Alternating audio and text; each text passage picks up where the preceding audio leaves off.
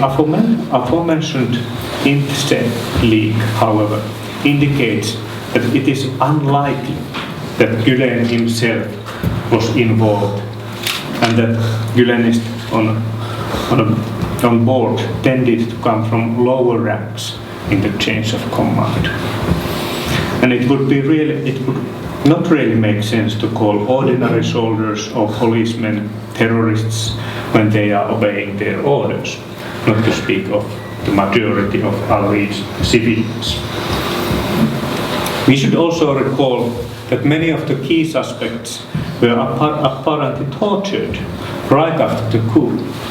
Indeed, surprisingly much seems to be still open about the identity of the leading people involved and about their connections to Gülenism.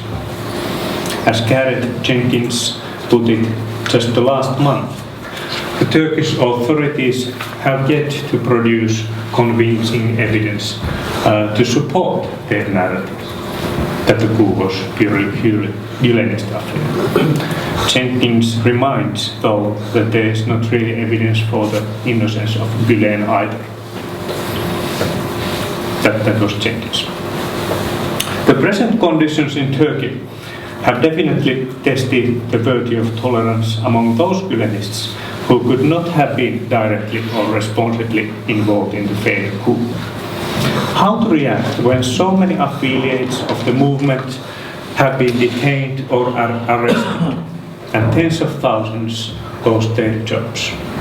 The basic paradox of tolerance is that it could have leave injustice unaddressed. Hence, if no material sanctions are mobilized against oppression, would this imply some sort of an acceptance?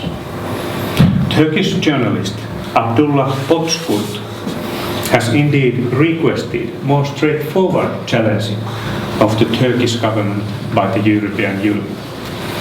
Writing e.g. in Turkish Minute, this former Ankara bureau chief for today's Zaman has highlighted the need to put Turkey under a Council of Europe monitoring process, including legal jurisdiction via the Strasbourg-based European Court of Human Rights. Finland has been less outspoken so far. Timo Soini, the Minister of Foreign Affairs, has recently expressed his appreciation, especially in Turkey's share of hosting migrants, and pointed out that Turkey and Finland are enjoying exceptionally good and warm relations on many levels. On the other hand, for instance, the former editor-in-chief of Helsingin Sanomat, Janne Virkkunen, wrote a while ago that he does not share the same values with a government that puts journalists into jail, as has reportedly happened in Turkey. While I definitely appreciate Turkish activities, e.g. in the field of migration, I am also worried about the kind of culture of blame that hardly rests on convincing evidence in all respects. Really, a lot of people have been accused for over 6 months for being guilty of terrific acts of violence or being members of a terror organization, although the number of the essential putschists could not have been very high. Meanwhile, I'm going to continue to regard ordinary Hizmet-related people as dialogue partners as usual. And so also any other Turkish or non-Turkish people, human beings who are perhaps only being blamed without clear connotation to any serious atrocity. Unraveling a culture of blame, so this is to conclude. By way of concluding, on the one level, unraveling a culture of blame can start from ordinary citizens who refrain themselves from accusing their co-citizens or any human being without plausible evidence. This can be very difficult, though, if the evidence is not presented in the media as fully as possible. On the other level, in controversial cases, there is a need for stronger international monitoring.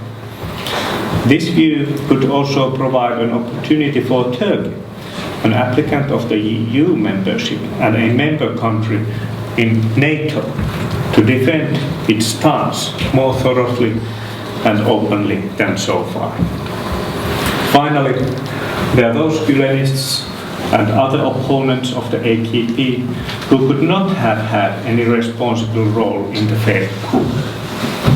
It is quintessential that these people could speak about the event and its backgrounds without fear, thereby also helping others to identify the people to be legitimately accused.